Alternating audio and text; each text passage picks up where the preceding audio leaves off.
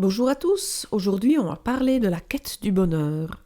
Depuis qu'on est petit, on nous apprend que le bonheur, ça se mérite, et qu'il passe forcément par certains critères. Réussir sa vie, gagner de l'argent, avoir un bon job, une belle maison, un corps qui correspond aux standards. En gros, cocher des cases encore et encore, jusqu'à ce qu'on finisse par croire que c'est ça être heureux. On entend souvent si tu réussis, tu seras heureux. Mais est-ce que c'est vrai?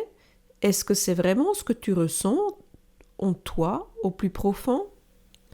Ces idées-là, elles viennent de partout, la pub, les réseaux sociaux, les films, parfois même l'école ou notre propre famille. On vit dans une société qui nous pousse à réussir notre vie, mais sans jamais vraiment nous dire ce que ça veut dire réussir pour nous. Et puis, il y a l'argent. On le cherche, on le désire, on le craint, mais l'argent, ce n'est qu'un outil. Il peut offrir du confort, du choix, mais il ne remplit pas les vides intérieurs. Il ne remplace ni l'amour, ni le sens, ni la paix. Et si on confondait tout simplement le plaisir immédiat, celui qu'on achète, avec le vrai bonheur, celui qui s'enracine plus profondément de ce qu'on vit, ce qu'on ressent, ce qu'on construit à l'intérieur. Et toi, dis-moi, qu'est-ce qu'on t'a appris à poursuivre pour être heureuse? Est-ce que ça te rend vraiment heureux aujourd'hui? Trop souvent, on vit en arrière, prisonnier de souvenirs ou de regrets. Ou bien on se projette sans cesse avec inquiétude de ce qui pourrait arriver. Nous vivons trop dans le passé, avons peur du futur et oublions complètement de prendre soin du présent. Pourtant, c'est ici et maintenant que tout se joue. Ne pleure pas pour le passé, c'est fini. Ne stresse pas pour l'avenir, il n'est pas encore là. Ce que tu tiens entre les mains, c'est le présent, et tu peux en faire quelque chose de précieux, de doux et de vrai. Oublier le passé, ce n'est pas nier ce qu'on a traversé, c'est juste choisir de ne plus le laisser guider notre vie.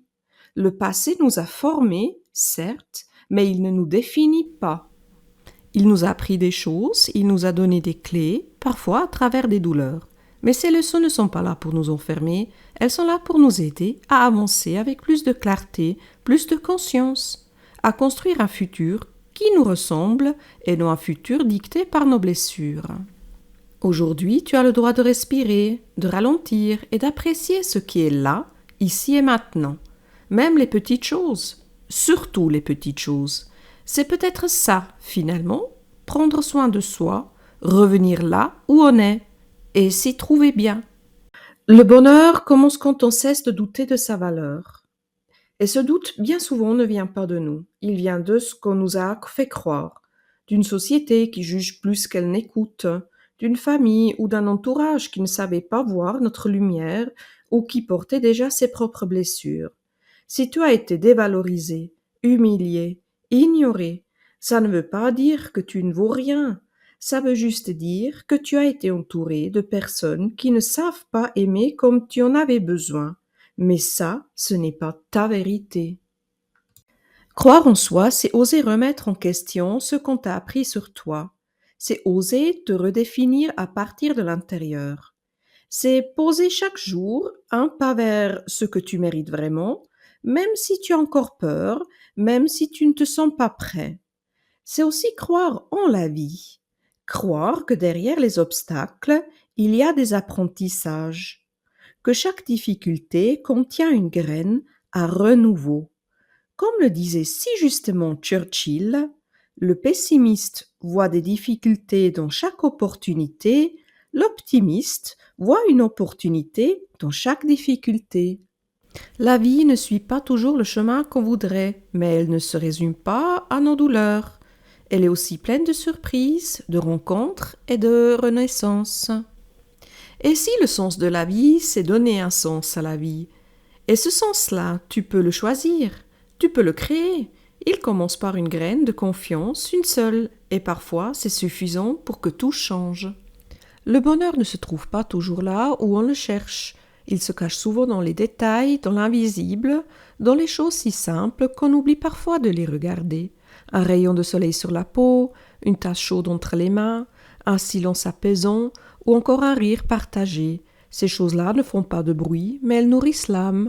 Et parfois, ce sont ces petites choses, ces moments tout simples, qui vous donnent la force de continuer. Apprécier ce que la vie nous offre, c'est apprendre à ouvrir les yeux, mais aussi le cœur. C'est cesser de courir après plus et commencer à reconnaître tout ce qui est déjà là. Et pour ça, il y a une clé précieuse, la gratitude. La gratitude, ce n'est pas faire semblant que tout va bien. C'est poser un regard tendre sur la vie, même imparfaite. C'est dire merci pour l'essentiel, pour ce qui fait du bien, pour ceux qui nous rappellent qu'on est vivant. Tu peux commencer petit, chaque soir, te demander qu'est-ce qui m'a fait du bien aujourd'hui. Peut-être rien d'extraordinaire, mais peut-être quelque chose d'authentique, de doux et de vrai. Le bonheur ne crie pas, il chuchote, et il t'attend peut-être déjà juste là, dans ce que tu tiens pour acquis. Un autre chemin vers le bonheur passe souvent par un acte simple mais puissant, le pardon. Pardonner, ce n'est pas oublier ce qui a blessé, ni excuser ce qui a fait du mal. Pardonner, c'est un choix courageux, celui de ne plus porter le poids de la rancune et de la colère. C'est se libérer d'un fardeau qui, en vérité, nous enferme plus qu'il ne touche l'autre. Il est important de comprendre que pardonner ne signifie pas forcément reprendre contact ou fréquenter ceux qui nous ont profondément blessés. Le pardon, c'est avant tout faire la paix en soi, dans son cœur, sans s'exposer à de nouvelles blessures. Le pardon est avant tout un acte auto-libération. Il nous offre la possibilité de guérir nos blessures, de retrouver la paix intérieure et de marcher plus léger sur notre chemin. Ce n'est pas un cadeau qu'on fait à ceux qui nous ont blessés, mais un cadeau qu'on se fait à soi-même. Parfois, pardonner prend du temps. Parfois, il faut plusieurs étapes, plusieurs hésitations, mais chaque pas vers le pardon est un pas vers la liberté. Pardonner, ce n'est pas renoncer à ses limites ou à sa dignité, c'est poser un regard neuf sur son passé, sans s'y enfermer. C'est se permettre d'avancer sans être prisonnier de la colère ou du ressentiment. Lorsque tu choisis de pardonner, tu choisis la paix avec toi-même, avec ton histoire et avec la vie. Ce que tu portes en toi, tes capacités, tes passions, sont des sources d'énergie et de joie profonde. Trouver et expérimenter tes talents, c'est poser une pierre solide sur le chemin de la confiance en soi, car chaque fois que tu te permets de créer, de partager ou simplement d'être toi-même pleinement, tu affirmes ta valeur. C'est dans ces engagements à explorer ce qui te fait vibrer que naît une joie durable, ancrée dans la reconnaissance de ta propre richesse intérieure. Plutôt que de chercher à plaire aux autres ou à suivre des normes, il s'agit d'écouter ce qui te nourrit vraiment et de te valoriser à travers cela. En cultivant tes talents, tu nourris ta lumière intérieure et tu t'autorises à rayonner, à te sentir digne et à avancer avec confiance dans ta vie. Et comme j'ai déjà parlé dans une autre vidéo, être tout le temps disponible pour son entourage vient du cœur, mais il est essentiel de veiller à ne pas s'oublier soi-même dans ce chemin. Apprendre à poser des limites claires, c'est un acte d'amour envers soi-même autant qu'envers les autres. Savoir dire non quand c'est nécessaire, reconnaître ses propres besoins et ne pas céder à la pression des attentes extérieures, voilà ce qui permet d'aider sans s'épuiser. Il ne s'agit pas de se fermer aux autres, mais de trouver un équilibre sain entre donner et recevoir. Se préserver, c'est aussi se respecter, et c'est la base pour pouvoir offrir un soutien durable et sincère. Quand tu prends soin de toi en même temps que des autres, tu crées un cercle vertueux de bienveillance où le bonheur se partage sans s'épuiser. Ne te sens jamais coupable de mettre tes limites. C'est la clé pour continuer à être présent, généreux et authentique dans tes relations. Et puis, il faut surtout pas oublier le rire. C'est un vrai souffle du bonheur. Le rire, c'est plus qu'un simple réflexe, c'est une vraie médecine de l'instant, une lumière qui perce même les journées grises. Il libère des tensions, reconnecte à la joie pure et nous fait revenir au moment présent. Quand on rit, le cerveau libère des endorphines, ces hormones du bien-être, qui diminuent le stress, améliorent l'humeur et renforce même le système immunitaire. Le rire est donc un vrai allié santé autant pour le corps que pour l'esprit. Rire, c'est aussi créer du lien avec les autres, mais aussi avec soi-même. C'est se rappeler qu'on peut traverser la vie avec légèreté, même quand elle n'est pas facile. Prendre la vie avec humour, c'est un art, mais c'est un art qui s'apprend. Cela ne veut pas dire fuir les problèmes, mais apprendre à ne pas tout prendre au premier degré. Parfois changer de regard, oser le second degré, relativiser, c'est déjà s'offrir un peu de légèreté. Et cette légèreté, elle peut devenir une vraie force. Avant de terminer, voilà 3 illusions courantes qui nous éloignent souvent du vrai bonheur.